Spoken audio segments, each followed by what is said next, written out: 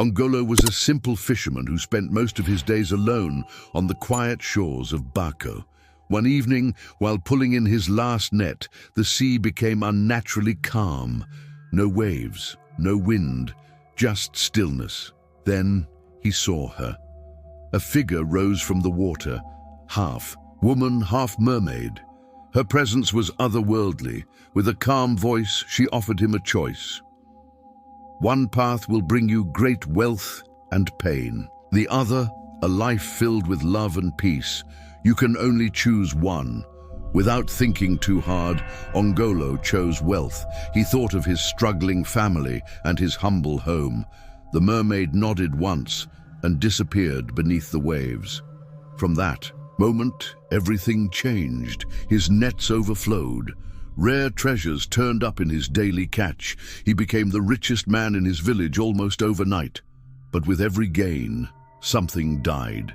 He lost touch with friends. He felt no connection to anyone. And every night he dreamed of a woman, a stranger who felt like home. Someone he might have met in a life he didn't choose. Now Ongolo walks the shore each evening, staring into the ocean, hoping to see her again. But the sea remains silent. And deep down, he knows. Some choices are final. It was December when he met Kamata. She was different, not like the others, laughed at his jokes, didn't care about the money, said she loved the sea. For a moment, Ongolo forgot the curse, forgot the mermaid, forgot the deaths. They spent 3 weeks together, long walks, quiet nights, shared secrets under oil lanterns. She made him feel human again, alive. One evening, they sat on his balcony.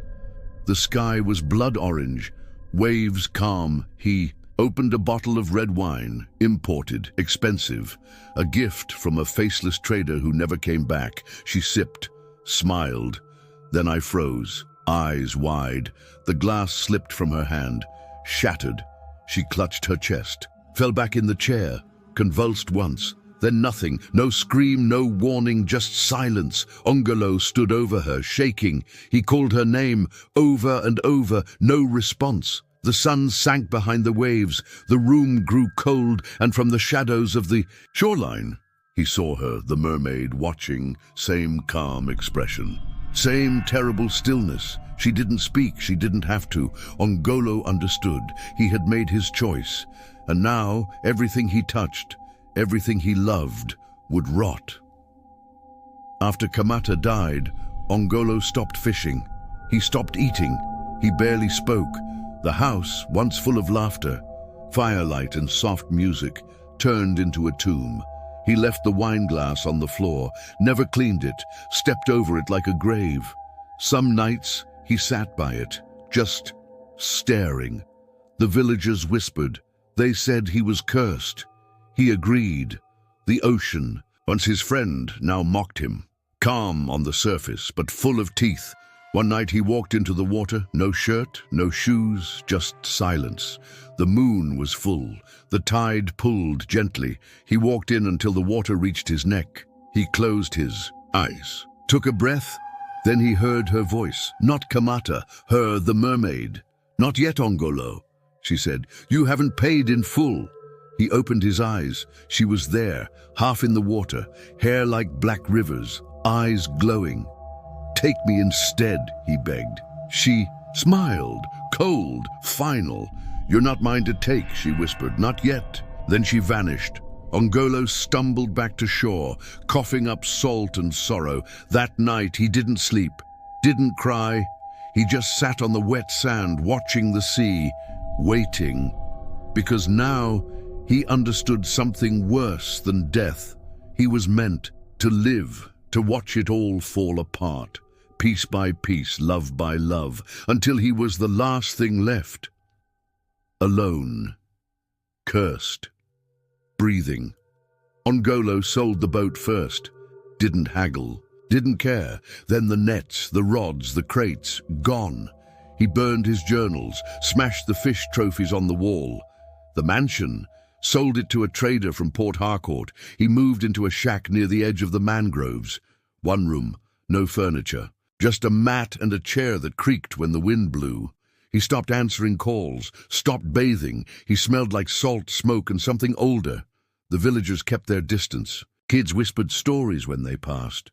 The madman by the sea. Ongolo didn't mind. He preferred the silence. He didn't fish anymore, didn't swim, didn't even step into the water. He stared at it instead, every day, every night, waiting. Some days he thought he saw her, in the waves, in the rain. On the way, the tide curled like a grin. He stopped praying, said God wasn't listening, said the sea had swallowed his soul. He barely ate, drank palm wine when he could find it, slept in fits, dreamed in screams.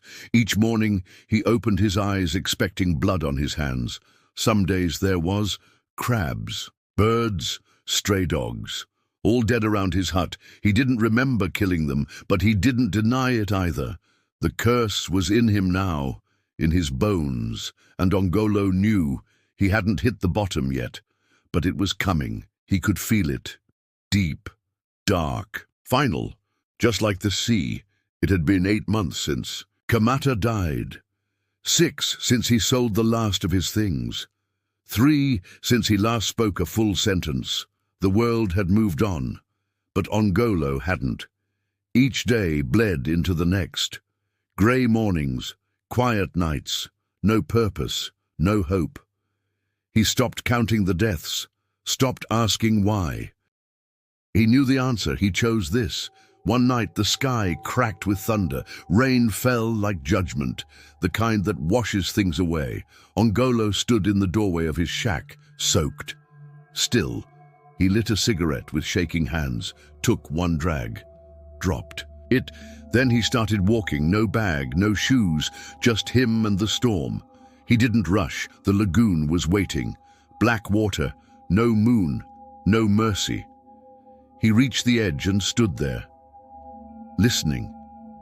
He thought of his father, his mother, Kamata. He thought of the mermaid. Then he stepped in. The water was cold, welcoming. Each step felt easier than the last, up to his knees, his waist, his chest. He closed his eyes, let the current pull. Deeper, deeper, until the world above faded. No sound, no pain, only silence. Then a hand, cold, slippery, wrapped around his wrist. He opened his eyes. She was there, the mermaid, closer than ever. More beautiful, more terrible, her face inches from his. But she wasn't smiling. She looked angry, disappointed. "You don't get to leave," she said. Her voice echoed through the water. "You made a deal." Ongolo tried to scream, but no sound came. She pulled him down, into the dark, into the debt. The water pushed around him as he swam deeper. The ocean was very dark. No stars, no sky, just deep blue turning black. But he could still see her ahead. Her tail shined like silver, like a knife in moonlight. She moved quietly, like a dream. She hadn't said a word since she gave him a choice. Leave with what you love and never come back, or follow me and take power, but lose your soul forever. He said yes, but he didn't really understand what it meant. Now swimming, in silence, her words kept coming back to him. Still, he followed her. The magic knife was tied to his leg. It was made from hot black rock and cooled in the blood of a dying whale. It felt alive, like it had a heart. He had gone far to find it. Crossed broken lands, climbed strange mountains, walked through forests full of webs. He even made a deal with a priest who never spoke, all for this, all to kill the creature that took his life. She led him through tall sea plants. They touched his skin like soft hands. The deeper they went, the stranger the water felt. It wasn't just wet, it was thick and buzzing, like it could remember things, like it was watching him. Fish stopped swimming nearby, crabs ran away, even eels hid when she passed. They were getting close to her home. The cavern opened suddenly beneath a glyph of coral. Long spines curled outward, forming the ribs of a forgotten beast. Bones littered the entrance. Not fish bones, human, yellowed, brittle, gnawed. He paused. She turned then, slowly, eyes gleaming like twin moons under the water. Her face was impossibly beautiful, the kind that made poets go mad. But there was no kindness in it, only patience and hunger. "This is the place," she said, her voice somehow wrapping around him like silk, though her mouth never moved. "You knew I would come?" he asked. "I called you," she replied, "from the moment I saw you." He gripped the knife. The priest had warned him, "The blade must be used if you want to stay alive. It only answers vengeance. If you lie to yourself, it will turn on you." He wasn't lying. He wanted her dead. The mermaid swarmed close to him, her tail flicking lazily, as if she didn't fear him. He followed. Inside, the walls shimmered with strange light. Shapes moved. In the corners, things with eyes but no faces. The ceiling pulsed as though it breathed. Everything smelled faintly of rot and perfume. This was no ordinary cave. It was her home. How come he was still breathing underwater? She must have done something to him that gave him the ability to swim underwater, he thought.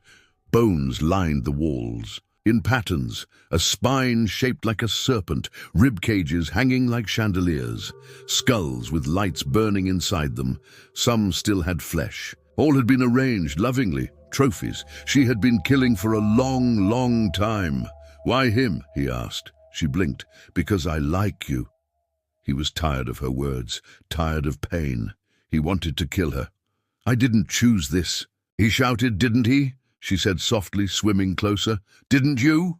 He shouted and swam at her fast, holding the knife. She didn't move. The blade sank into her side, right under her ribs. She just stared at him. Then a terrible sound came out, not a scream, but a deep cry that shook the water, his body and his head. His teeth clenched, his ears rang, her blood poured out, black and shiny like metal. She kicked hard, her tail hit him and sent him flying across the ocean. He hit a wall full of bones. Skulls broke under his back. The knife slipped from his hand. "No, no," he gasped. He tried to swim. The surrounding water was thick with her blood. It stuck to him like oil. His chest hurt. He needed to breathe. But he couldn't stop now. She screamed. It wasn't in any human language. It was old, strange, and powerful. The cave shook. He found the knife, just in time. She rushed toward him, mouth wide open. Her teeth were sharp and many. He stabbed her again, this time in her throat. Her body shook. Her eyes grew wide. Then, nothing. Everything went quiet. The cave stopped shaking. The shadows stopped moving. The strange voices were gone. She slowly sank to the floor. Her hair floated like seaweed. Her eyes stared, empty. She was dead. He didn't move yet. His lungs hurt badly, but he just floated there, staring at her, watching the light fade from her body. He had done it, but something was wrong. The water began to boil. The bones on the walls started shaking. A deep sound filled the cave, growing louder and louder. Then he realized whatever she did to him that made him breath underwater was gone. He had to flee fast. Shadows moved again, but this time they had shapes, thousands of them, faces with no eyes, mouths sewn shut. They came out of the walls, reaching for him. He turned and swam. He was scared. Furthermore, he just wanted to get out. But the way was gone. The cave's entrance had closed. He hit the rocks, trying to escape, screaming under the water. Bubbles came from his mouth. The knife in his hand glowed, so bright it burned. Then, everything turned black. When he woke, he was lying on the beach, coughing up water and sand. The knife was next to him, clean, too clean. He rolled over and took a deep breath.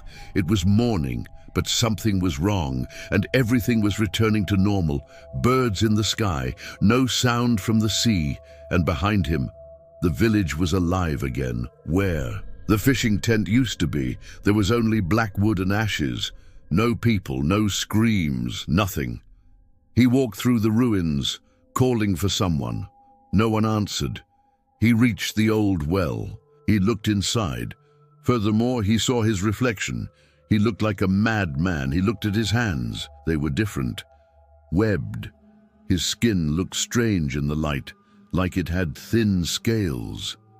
"No," he whispered, but it had already started. The priest had warned him, "Power always leaves a mark. The knife is a bridge. Kill the sea and you become it." He dropped the knife, but it stuck to his hand. It wouldn't let go. Then he heard her voice again. It wasn't angry. It wasn't full of hate. It was sad. "You could have loved me," she said from the waves, "but you chose anger." He opened his mouth to scream. No sound came out. His voice was gone. His throat had changed too. That night he crawled back into the sea, hoping to drown, but the sea took him in, like it had always been waiting, and he swam. Not with arms anymore, but with something else. He is still out there. Some say they see him when the moon is red and the water is still. A shadow under the sea. Not a man, not a mermaid. Something between, trapped by the choice he made, haunted by her. Eyes and always, always, holding the knife that saved him and cursed him.